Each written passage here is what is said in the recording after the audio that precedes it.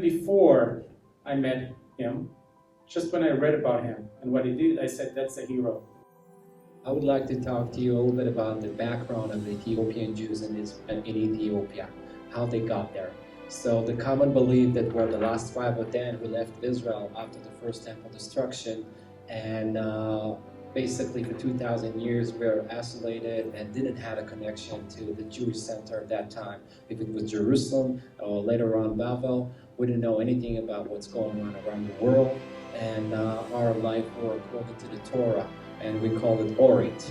And so we had only the Bible and some of the prophets, but it was really hard to keep everything. But there were certain things that we did by any necessary or way that we could, and one of them is the Judaism practicing. If it was the Shabbos, keeping Shabbat, or the holidays from the Torah. For example, when it comes to Passover, we did the whole slaughtering of the lamb and everything. And when we arrived to Israel, it was a little bit complicated. You can't slaughter a lamb in the city. And from the everyday life, I mean, if you had a donkey, you were tied him towards Jerusalem. And why I say Jerusalem? Because we didn't know anything about the state of Israel. For us, it was only Jerusalem, and that's what we passed from one generation to the next. Shana Abba Yerushalayim, next year in Jerusalem. And the first connection to the Ethiopian community, the real one, was in the 60s when an Italian guy was walking around north part of Ethiopia and realized that people are practicing Judaism, and it was the synagogues and keeping Shabbat, on those kind of observing Shabbat, and those kind of things. And he told the people that there's a country, Israel, who exists, and that's what gave the courage to some young people to walk by foot through Sudan and Egypt and made it to Israel.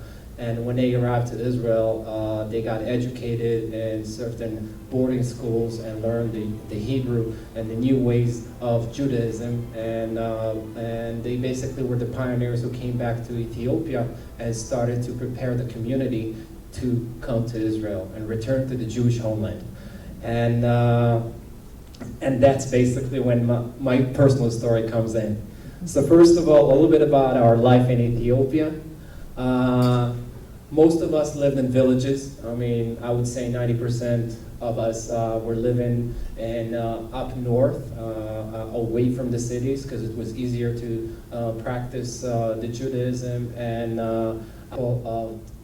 the life we had, very simple, mud huts, and the man's job was taking care of the land and the cattle and those kind of things. And the women's job was to take care of the family and the young people, or spice gardens, very simple. Today I can say we had organic life. And but there was no running water. That means that the young and strong ones had to go to the river and bring the water to our house. And this is an old woman, and you can see what she has on her clothes, the menorah and the Star of David, the symbols of our religion. And this is an example for a school from a family. My family originally were 11 kids. Yeah, it's Ethiopia. Third world country, it's not universities and those kind of things. It's a little bit cheaper to raise a kid. But what happened is, like, from a family of 10 kids, maybe 1 or 2 had a chance to go to school. And I'm not talking about high school or something like that, just grade school and the basic learning of write and read. And for my family, just my older brother made it to school, and he was the educated one, let's put it this way. And he was the one who made it to Israel the first, and I'm getting to the part that explained the journey. So like I said, we had a very simple life, and in the 80s, those of you who remember, there was a famine around Ethiopia. The pictures of the kids with a swollen belly around the world and support the hunger and those kind of things. I was one of them, looking better. And But what happened is the main difference, because maybe you guys heard about Operation Solomon in '91, that was very famous because people left straight from Ethiopia, the capital city, and there's very unique things about that because, for example, that was the first time that El Al planes flew on Saturday because it was saving Jewish lives, pikuach nefesh. And but in '85, there was no diplomatic relationship between Israel and Ethiopia. So the people from the Jewish agency, and today we know also people from the Mossad who walked around in Ethiopia and were, undercover and those kind of things. They kind of asked us to get to Sudan because they can work from there and do something. And when you tell to a family who are basically farmers and those kind of things, and a very simple life, go to Sudan, everybody knows it's not taking a bus or a train. It means walking, and what gave my parents the courage to go on in that journey was, like I said earlier, my brother. My older brother made it through. That was over here on one of the shores of Sudan between '81 and '83, a highly secret operation of the Mossad people. Their cover was diving village on the shore, and that way they were able to transfer working with the Israeli Navy SEALs every time, like 10, 50 people to a big ship in the middle of the Red Sea. And that way they were able to transfer 3,500 Ethiopian Jews. And one of them, like I said, was my brother. And once my family heard he made it, he's in Israel, they were very happy because not a lot of people made it because we're talking about walking. And like I said, my parents decided to take the chance. So we sold anything we could just to have enough money to the guy who led us to the border of Ethiopia and Sudan and crossing the Sudanese desert. And many times those people took advantage of the situation and asked for more money in the middle of the road and those kind of things. And along the way, we had to deal with a lot of problems. The first one was the basic needs of like water, food, medicines, because we walked for 9 weeks. And the walking was usually at night because it wasn't legal, and a lot of people got arrested and got shot on the border. Ethiopia the country was closed. At that time, there was like communist influence, but because of the problems of the basic stuff, people started to get sick, and a lot of them died. And from our community, the Ethiopian Jewish community, it was a big loss, and the numbers are like 4,000 people. And from our community, like I said, it's in a way, it's a Holocaust. And I personally lost my sister. She got sick of malaria, and there's nothing we can do about it. I mentioned earlier, it's not like we had medicines and we were ready for those kind of situations. And eventually she died, and the only thing my parents could do was to bury her and keep going. But this is an example of the groups. That's how we used to go. Small groups, and you can see it's not like we're carrying couches or anything like that, furnitures, the basic needs. And but it wasn't over because the next station of our journey was refugees camp in the Red Cross in Sudan, and those Christians helped us, and they didn't care who you are in the refugees camp, and they were helping everyone. And I mentioned earlier the fact that I was very sick, and so until today I remember they used to wait us in fruit baskets like in the market. And the one of the things that I will never forget is the hot milk they used to give us because we were very sick, and that's one of the things that nutrition. And so until today, when I sit down in coffee places or boiling milk at home for my kids, I can't stand the smell and feel like throwing up. That's my problem. And in the refugees camp, we waited for 9 months. And 9 months, it's a long time in those kind of conditions. We were living 20 people in 12 tents, for example, unbearable heat. So I heard people from Florida, and the hot day over there is like a breeze in the refugees camp. But that was the price of coming to Israel at that time. And because of the long waiting, it means that my dad and older brother had to look for a job in the area around the camp just to bring some more food to the table. And that's what they did. And until the time that the people from the Jewish agency were ready to to take us to Israel. I mean, we didn't know anything about the state of Israel. For us, it was only Jerusalem, Jerusalem of gold. And they came with trucks in one of the nights, and that's how they started the whole thing. And I'm talking about cattle trucks with the fences on the side, not even buses or anything like that. And when we arrived, they took us on the trucks to a few hours drive from the camp. In the middle of nowhere, there was a cargo plane, Hercules, waiting for us.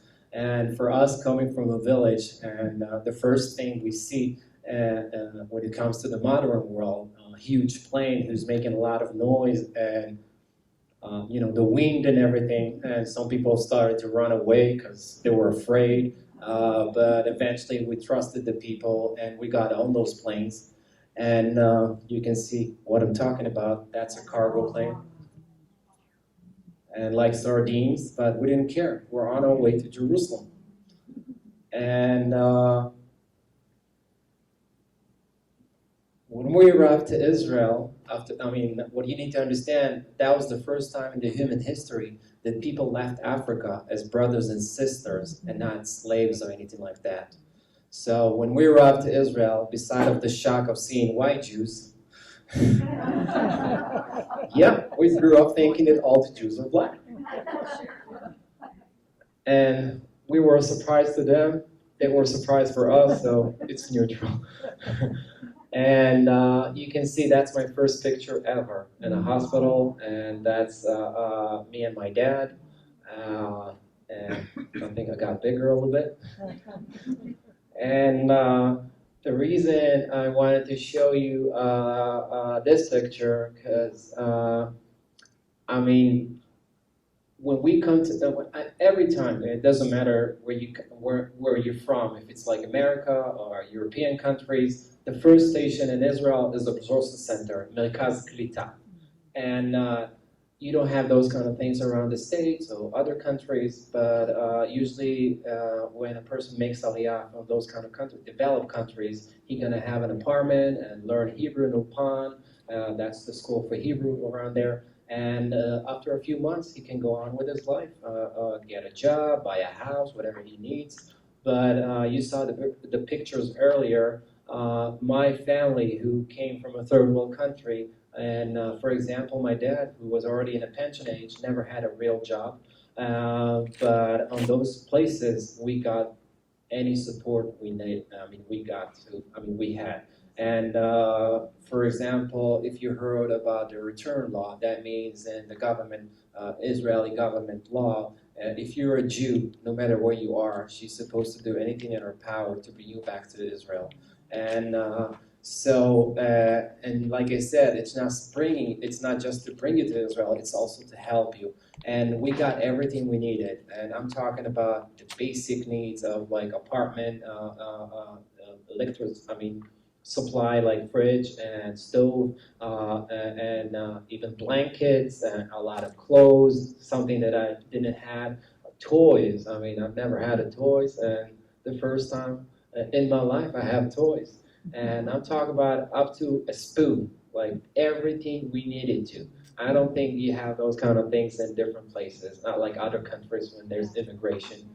And I think it's a great example for what's happening in Israel. And the reason I want to talk to you about this picture, these are my parents. They both passed away in the last few years, but I want to talk to you about the elderly, because the younger people, it was easy. They didn't care, and they just learned the language, the Hebrew and everything, and the ways of life in Israel. But for the older people, it was a little bit harder. First of all, it was, I don't want to say the religious side, but it was, because back in Ethiopia, in today's terms, all of us were Orthodox. We kept Shabbat and all the let's say, the mitzvot or the ways of the Judaism. And when we arrived to Israel, there are certain levels of Judaism and observing. So it was very weird for my parents seeing Jews in Jerusalem who's not observing Shabbat, and it's totally fine. I mean, it's a country that it's a democrat country, and everybody can do whatever they want. But for my dad, who was very religious, it was very hard. And the second thing, don't think it's okay, but that was my dad. And the second thing that I want to talk about is the change in their status. Because back in Ethiopia, like in traditional society, the grown-ups are the major and most important thing in the community. Everything happened with their permission. They were in charge of everything. If it was the ways of life or taking care of certain issues when it comes to the community, if there were like domestic problems or those kind of things, I mean, they did everything.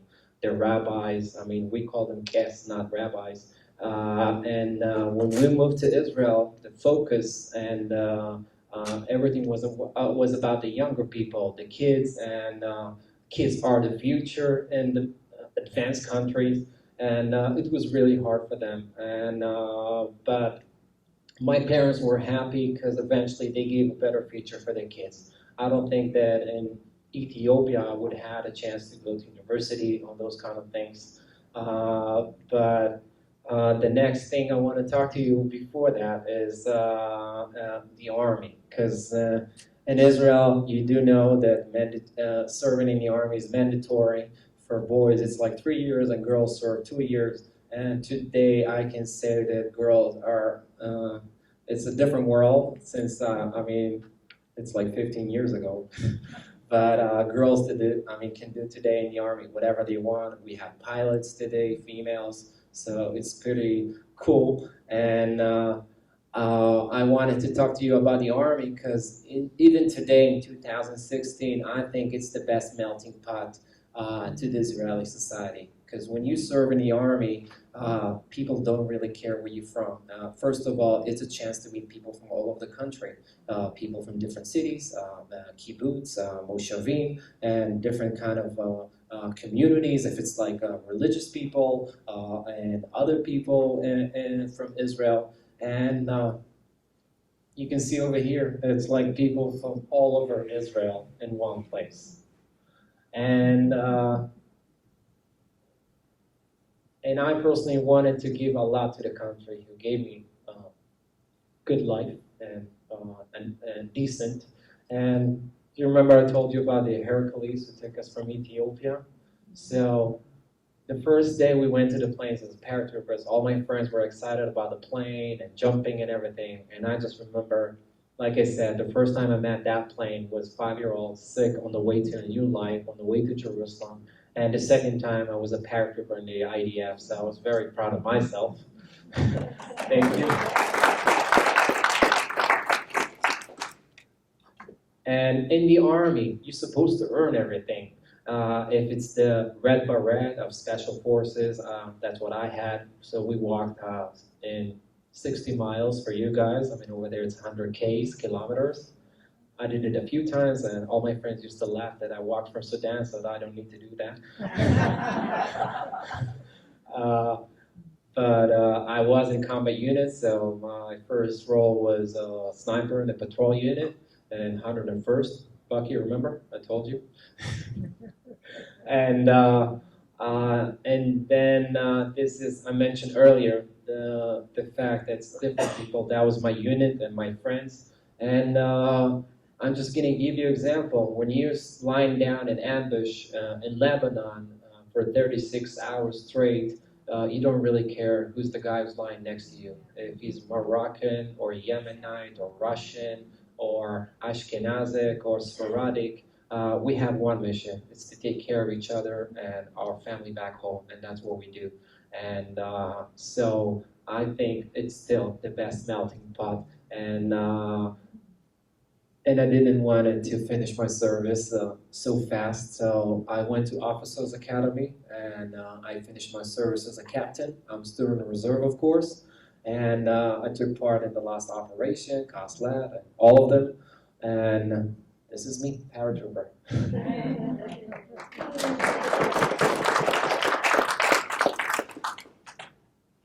And when I finished my service, like Israel is an advanced country, and the only way to succeed in your life is to get education.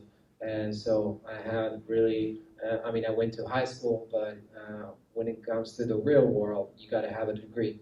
So I went to Hebrew U in Jerusalem, and thanks to the FIDF, Friends of Israel Defense Forces, it's an American organization that helps soldiers around Israel. Don't worry, they're not buying weapons, it's just education. And helping the soldiers with recreation centers and like fun days and stuff like that. And thanks to them, I was able to go to university. And like I said, I went to Hebrew U in Jerusalem and studied international relationships because I wanted to get to the foreign ministry. Didn't happen yet. But through my, when I was studying, I was also had a chance to volunteer. And I mentioned earlier how many, we were a big family, and today we're 8 boys, and 7 of them are married, and I have 40 nephews and nieces. Thank you. It's expensive. So I wanted to do something different, and that's why I chose to volunteer with elderly.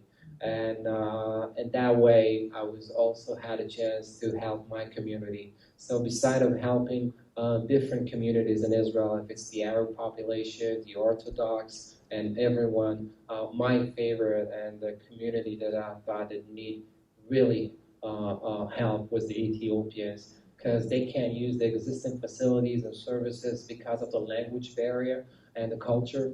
And I've been doing it for 9 years, and I know that older people get to a point that they never really want to learn anything new.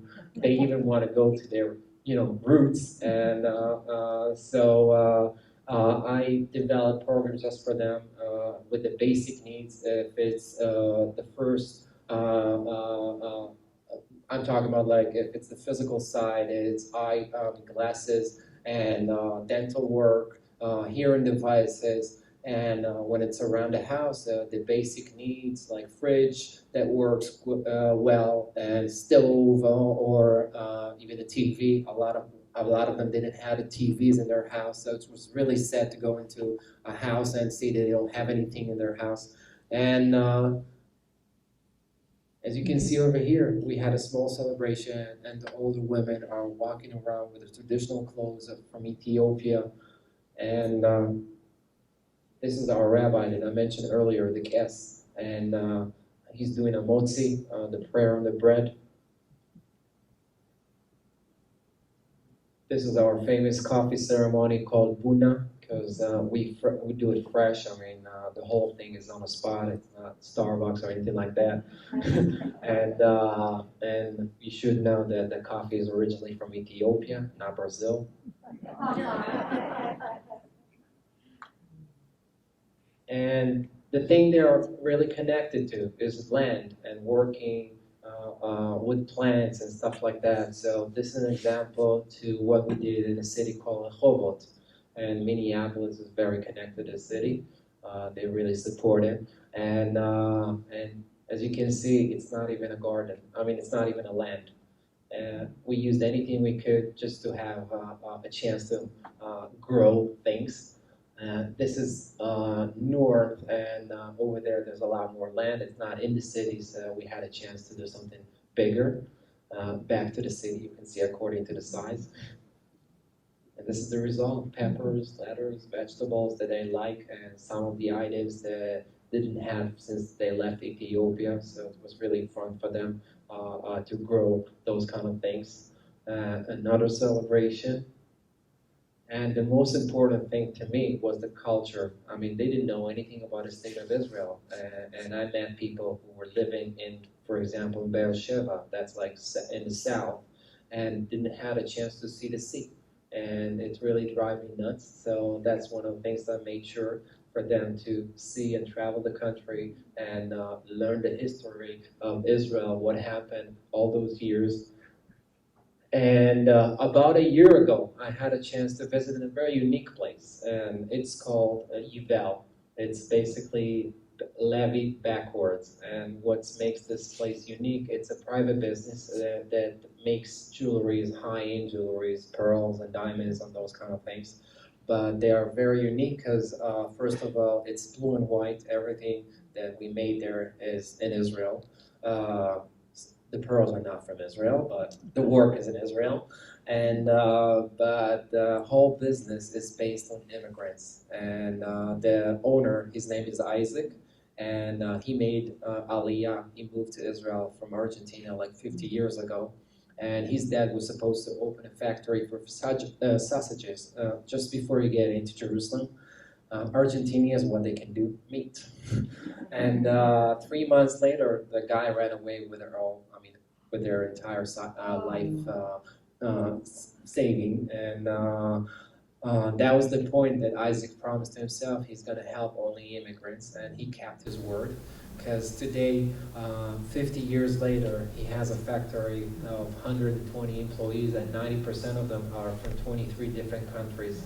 So I'm working in a small UN, and the next level of them giving, because the highest form of giving in the Jewish world is teaching someone a trade. I mean, and they opened a school for Ethiopian immigrants. The Maria School, and Maria means beginning in Amharic.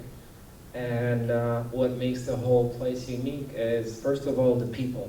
I mean, we're not talking about people like me. I mean, I'm overqualified, and I would love to learn that, but I'm just going to take a seat of someone who really needs it. But we talk about single moms and older people and that never had a real job. And what really convinced me the first time I was there is when I saw the students. And because I knew a lot of the students as cleaning workers in government offices that I used to go a lot when I was working at JDC. And they were gone. I was like, where are they?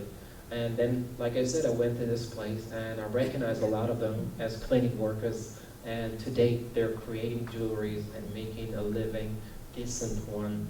And when they're done with their work, they have a chance to go and spend time with their family and kids. And for a lot of them, it was the only diploma they got in their life. This guy's already a grandpa.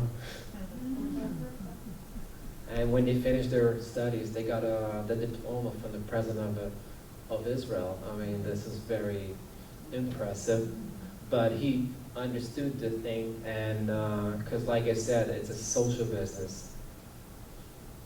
And when it comes to the work of the students, you can see, for example, this one, and this is the word peace in Amharic. So a lot of the students were connected to their roots, so they wanted to express themselves as words in Amharic. So you're going to see things like love, happiness, friendship, health, things you can wish someone. And the second group is, I would say, those who are connected to the religious side.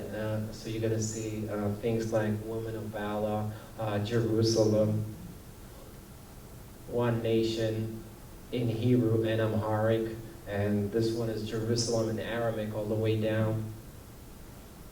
Shema Israel, Hear Israel, and I think that's about it.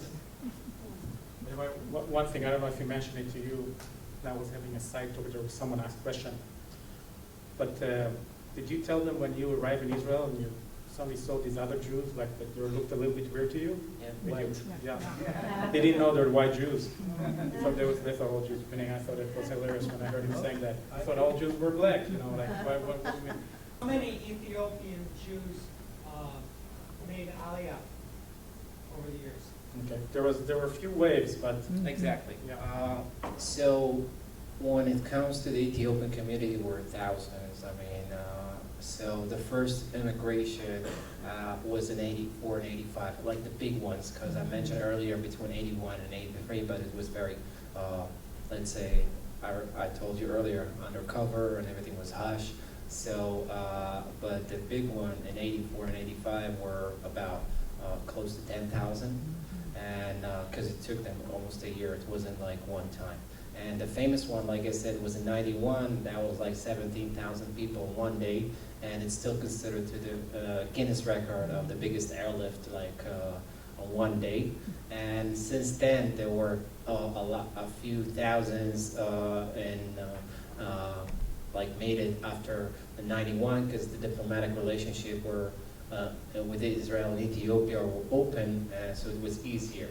And today there's 130,000 Ethiopian Jews in Israel. 50,000 were born in Israel.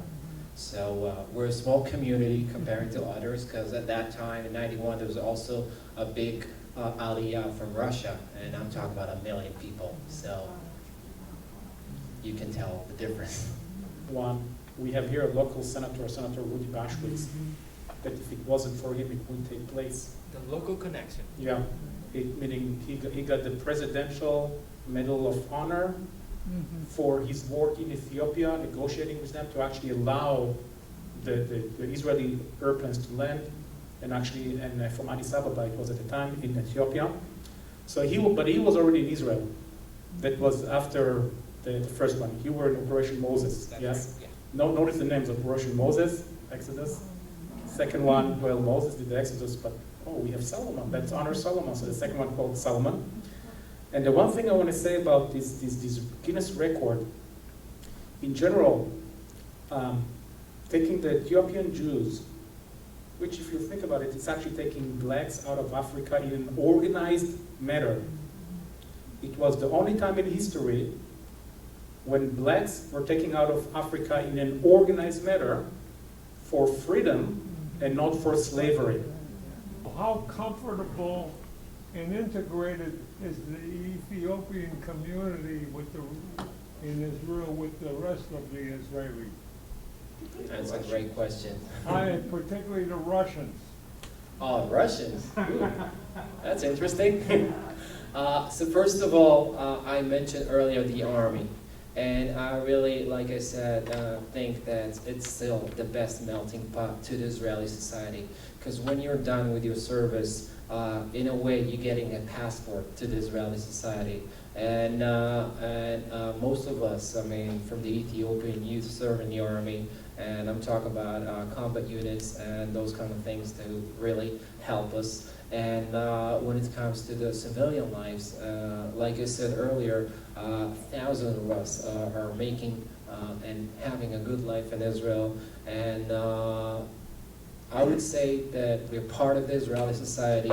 And for example, we have a member in the Knesset. And statistically, we're not supposed to have. We're 130,000 out of 8 million, and there's 120 chairs. So, but we do have a member in the Knesset, and a lot of artists, if it's a music that's very popular, and food, of course, Ethiopian restaurants. I mean, so our culture is part of the Israeli society, and we're very welcome. And like I said, I mean, there are sometimes negative things, because it's the human nature. I mean, I can't say that Israel are racist, but there are racist people in Israel, like any other place in the world. And there's nothing we can do about it. But the bottom line is that we are part of the Israeli society, no doubt. And I feel Israeli. And if you're going to ask me who you are, the first thing is Israeli. And then are going to be other things. Daniel, I want to congratulate you on your presentation, and kol hakavod. I want to add something. You know, Daniel mentioned Israel is like a big melting pot. The Ethiopians were not the first one to come to Israel. Exactly. So we have this famous comedian thing where you see like when the first Jews from Russia made in the 1800s was the first migration. So people that were there, Israelis that were living there for many years, we call them suburbs, you know, that they were there, were shouting, hey, you come here, what do you think? You know, they're all angry with them. But then the next thing you know, you see the Germans coming in, you know, early 1900s, or from Europe. And then suddenly the ones that were shouted at before, suddenly they're standing with the others and they're shouting at them. And then the next one, you see the Moroccans coming. So all the ones that were before, then, oh, you're the one here, we're going to give you a hard time. You know, you come here, you think you deserve everything, we work, we fought, you know, and all that. And then you see the Yemens coming, you know, so they're shouting at you, and then, you know, so Every time we have a new immigration to Israel, it's not easy for the ones that are coming. It's not easy to come as an immigrant to the U.S. also. It's always like that. However, there are probably, I might be wrong, I never checked that, I was just thinking about it. I think probably the two wave of immigrations to Israel from countries that have to do a big jump to adjust were probably the Ethiopians and the Yemens. But the Yemens came many years ago, so it wasn't as much. For the Ethiopian Jews, it was especially hard because Israel was already such a modern state and developed state, so they had a lot to catch up with. The gap was really hard. So every immigration to Israel was hard, but it usually takes one generation, and everybody's kind of the same. And I remember from my own family, also when they came. So it is hard. Therefore, it's our duty to help them. And and I want to expand a little bit about here because we are in a church. There's a very famous rabbi called Rambam Maimonides, Jewish rabbi. And he went and he explained the levels of, to tell people that you need to do charity. But he said there are like 7 different levels of charity. The lowest level of charity is that when you go to a person and you tell them, hey, you have to give, and they're like, and they're like, no, you have to give, and they give. That's the lowest one, Then the next one is you don't ask them, but really they don't want to give. They're kind of, so there's all these different levels. By the way, the 6th one, I think that the one that they really give, but they don't know who they give to, and the one that receive doesn't know who they received it from. Is that makes okay? But that's the highest level of giving is to help a person make a decent living. Actually, not give them money, just buy a product or help them become sustainable, so they don't need later your charity anymore. And that's exactly the work that he's doing. Okay, so when he's talking about these immigrants and helping them, and it is especially hard for the one that came from Ethiopia, that's why it's for people that don't understand the situation, sometimes it's kind of hard to put it together. But I hope that kind of helps you understand why the job that he's doing is such an important job. Okay? Next question. But before we go to the next one, I want to finish Bucky's question because I wasn't done. He asked about the relationship between Ethiopian and Russians. That was very unique. And I would tell you that today, the most common relationship is Ethiopian and Russians. And I remember, my cousin married a Russian guy, and he's an officer in one of the units in Israel. And I would never forget our first Shabbos. When we did, it's Shabbat Chatan. It's like the first Saturday after they got married. It's usually a celebration. And we just talked about it today in Elat's place. Because I remember, basically, it's 2 different worlds. Ethiopia and Russia. But once, and I remember the grandfather of the Russian, when he came over with all the medals from the Second World War II and everything, and you can see the difference. But after sitting down together, everybody were like one family. And today they have beautiful kids, an amazing family, and the mix is already there. And my wife is Indian, for example, and we have 2 beautiful kids. And but that's what happened in Israel. And I would say that what makes it easier that most of the girls are kosher. Him is Jewish, so that makes it easy to find that. We have an organization that run by the government called the Sukhnut, and their job is to walk around the world and look for those Jewish communities, and they do find those communities. For example, there's Bnei Menashe. It's a small group of Jews around Russia, but really close to the Chinese border. And they made Aliyah not too long ago, and I know them personally because they moved to a very specific place, Kiryat Arba. It's a city in the settlement, and they're still looking for those kind of people, but I don't know if they're like new ones, but I'm guessing the wandering Jew. So you never know where we end up to, and you might find some Jews in the Amazons, but today, not a big communities, maybe smaller ones. And I want to add something. By the way, one thing, some organizations do something, in Hebrew we call it anusim, which I believe the right translation to English would be that they were forced to convert out of Judaism. But they kept some traditions around, and that's what In helped. Spain. And in Spain, but also other places. Yeah, Spanish Inquisition, but also other places. We actually have messengers that go and also look for them, try to find the symbols that they have. The problem that many of them don't want to talk about it because they keep it all hidden, because they remember that they were forced to do that. So it's the terminology in Israel, we call it anusim. They were forced to do that. So it's not just easy to go and say, oh, I'll go to a place, I'll find a synagogue. Oh, there must be Jews. Sometimes it's a little bit more complicated than that. Yes, Shira? Should have mentioned along those lines is another organization whose purpose is to look for lost Jews. It's called Saudi Israel. Yes, yeah. They're looking for the anusim. And one of the group of lost Jews that they help facilitate moving to Israel, Indian Jews from Yep. India, Yeah, and also they're my wife is from India. They've also started to work with people who are living in Poland who don't know they're Jewish. Yeah. And so they are able to, they're helping them rediscover, hey, I'm a Jew. And the first program they started with those people is having them put a mezuzah up on their door posts.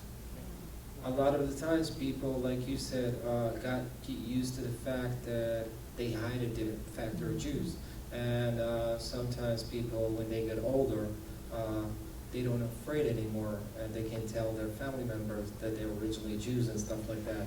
And that's how we have younger people who suddenly understand their roots and get a connection to Israel and the Judaism, and it's really amazing. More questions?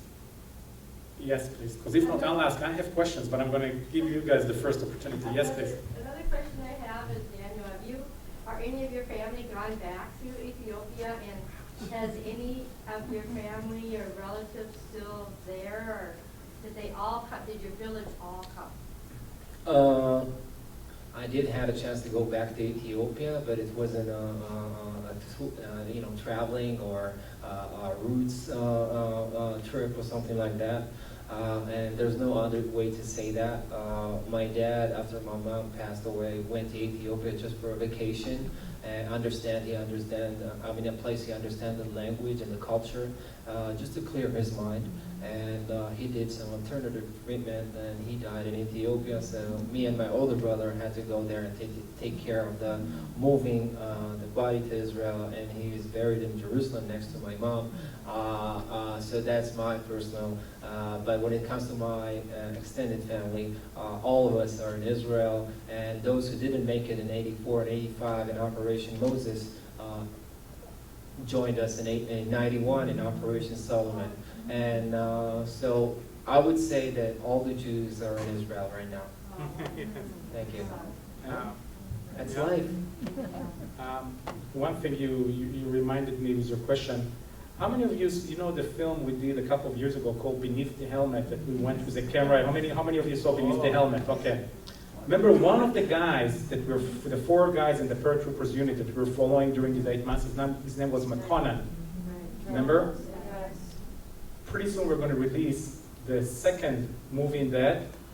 We took McConnell and we went back to Ethiopia with him. Because if you remember the movie, his father died in Ethiopia the day before they left to Israel.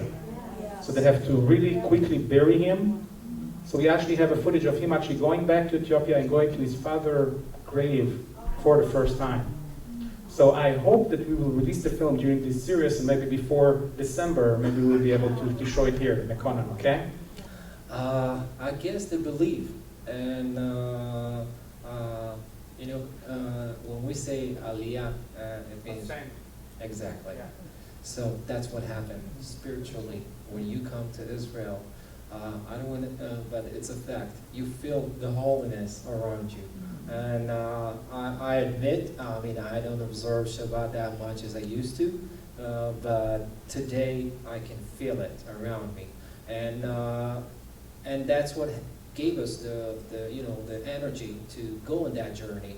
Because like you said, the physical part was the physical part. But it's like in the Holocaust, a lot of people made it by Kiddush Hashem, and think about Sanctifying God's name. Exactly, and that's what happened. And even in Ethiopia, I mean, maybe you guys heard the term falasha, and it's not really welcome, and we like you.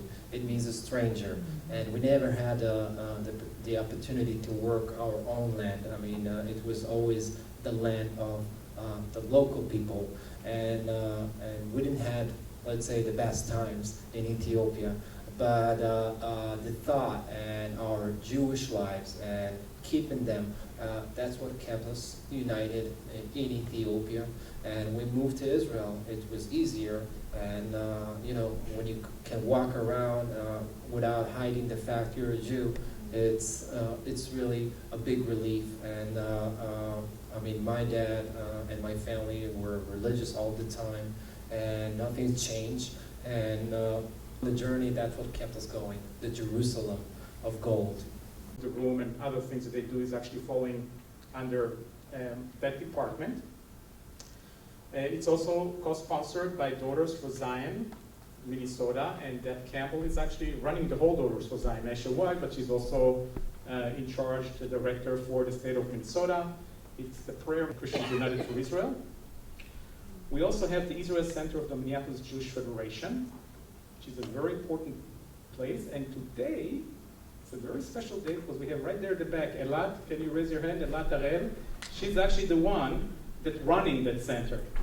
Okay, she's not with us every week, but today she's with us because a lot of the credit for bringing the guest speaker, Elat deserves this credit, and the Minneapolis Jewish Federation. We also have the Jewish Community Relations Council of Minnesota and the Dakotas. We work with them a lot on Holocaust-related anti-Semitism. So many of the classes and special events that we have here, Joanne works very close with them, with their department. And we have the Jewish Christian Library and Center. The curator is Joanne, okay?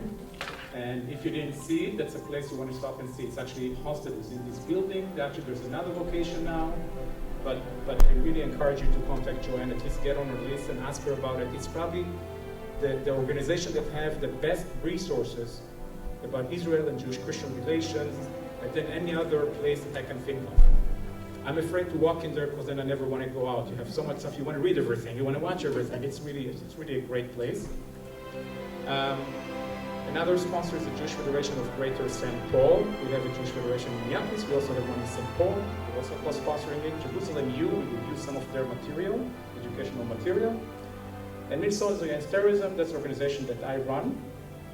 But I have to admit that in one or another, I'm involved with all these organizations. As a board member, advisory board, co-founder. I just love all of them.